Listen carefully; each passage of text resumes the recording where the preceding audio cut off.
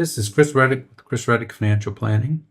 In this blog post, I talk about Roth IRAs versus HSAs or health savings accounts. So what account should you spend first after age 65? All right, so the first thing about a health savings account, we know you have to have a high deductible health plan when you're contributing to it, right? So you have to, it's that combination. And then you have the Roth IRA, where as long as you have earned income, you can do a contribution to a Roth IRA. And the contribution depends on your age, of course. So you got HSAs and Roth IRAs. Now you turn 65. How do you take out the money from the HSA? Say you've been accumulating for years, you have a substantial size HSA, and then you have a Roth IRA. What's the order of operations here?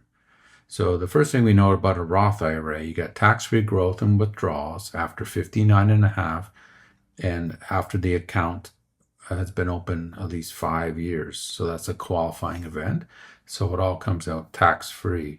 There's no required minimum distributions at age 73 or 75.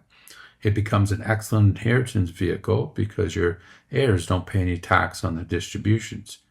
Now, a health savings account has a triple tax advantage. The contributions are deductible, there's tax-free growth, and it's tax-free withdrawals for medical expenses.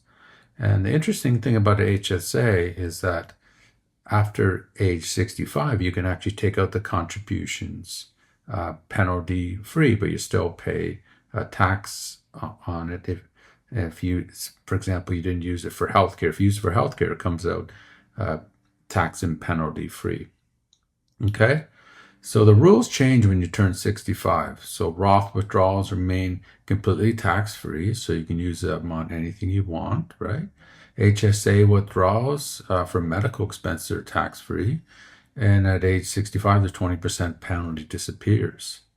So there's a smart approach to spending the HSA money. So you would want to spend the money typically around 65 if you accumulated the money, and it makes sense to start doing that. So what can you use it for?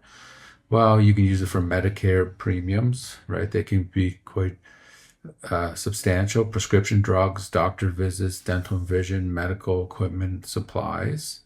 And you can also use for long-term care expenses, hearing aids, unexpected health emergencies.